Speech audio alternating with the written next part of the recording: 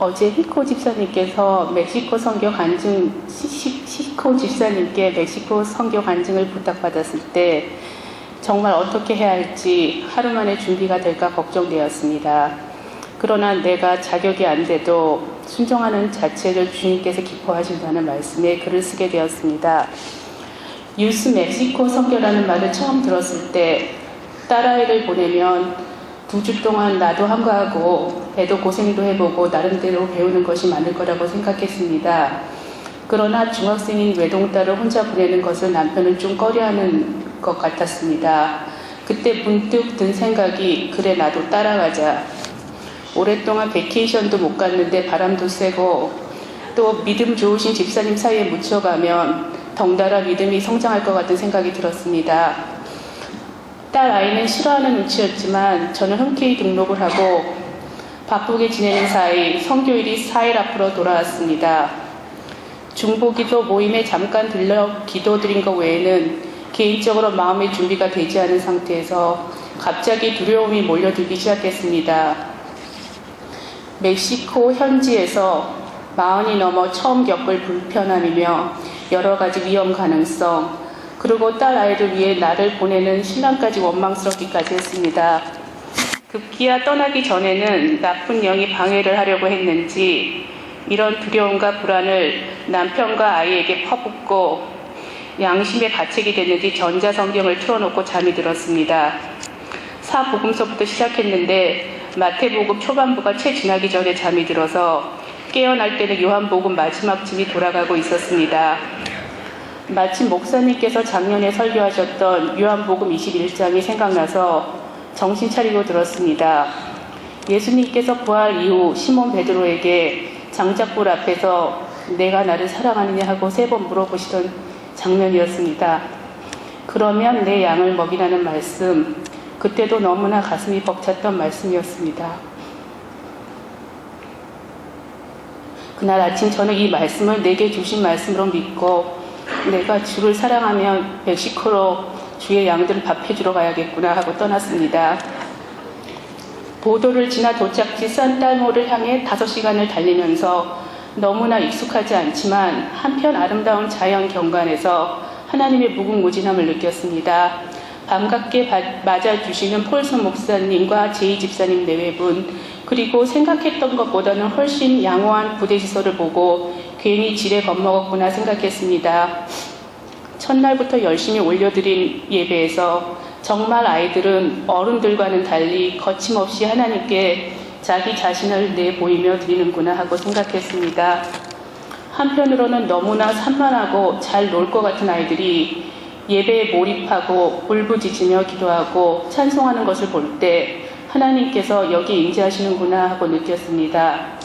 저는 영어가 안 돼서 완전히 이해할 수는 없었지만 그 장소에 있음으로써 느끼는 압도감에 사로잡혔습니다.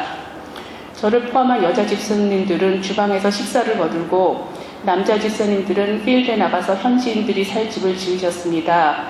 아이들은 보통 로컬 처치에 가서 그 동네 아이들과 놀아주고 어느 날은 온 동네 아이들이 우리가 머무는 처치에 와서 여름 성경학교를 하기도 했습니다. 꾀죄죄하지만 눈이 그렁그렁한 동네 아이들을 보니 이 아이들에게 복음이 들어가면 하나님이 정말 기뻐하실 것 같다는 생각이 들었습니다.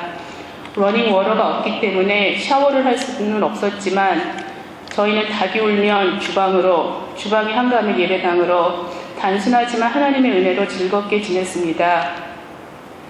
그러던 예배 시간 중 부모에게 상처받은 일이 있는 아이들이 고백하는 시간이 있었는데 막상 흐느껴 우는 딸애를 보니 평소 때 저와는 너무나 모든 면에서 다른 딸에게 내 의견을 주장하거나 또는 군에 못 이겨 상처되는 일을 한 것이 너무나 마음 아팠습니다. 멀리서나마 주님께 회개하면서 딸 아이의 그 아픈 마음을 만져달라고 간절히 기도드렸습니다. 딸 아이가 한 말이지만 만약 제가 너무나 좋은 엄마였으면 주님을 그렇게 갈급히 찾지도 않았을 거라는 얘기를 듣고서 엄마가 돼서 딸 아이에게 고난의 도구로 쓰일 것이 정말 어이없이 창피한 일이지만 그래도 그로 인해 아이가 주님을 만나 힐링을 받았다는 것에 주님께 또 감사드립니다. 또 아이와 이런 이야기를 할 수 있게 된 것도 감사했습니다. 제가 딸을 위해 계획한 모든 것이 제 생각인 것을 인정하고 그 모든 것을 주님께 맡기고 의지할 수 있는 믿음을 달라고 기도드렸습니다. 마지막으로 리앱센터와 교도소 방문을 마칠 때쯤 열악한 상황에서도 행복해하는 아이들의 얼굴에서 하나님의 사랑을 느낄 수 있었습니다.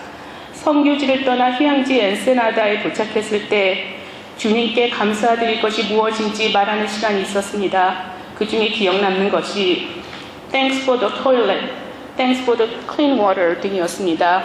전에는 전혀 생각지도 못한 감사함이었습니다. 부모님 중에서는 Thanks for our children이라고 하는 분이 계셨는데 정말 딸에 대한 감사하는 마음이 들었습니다.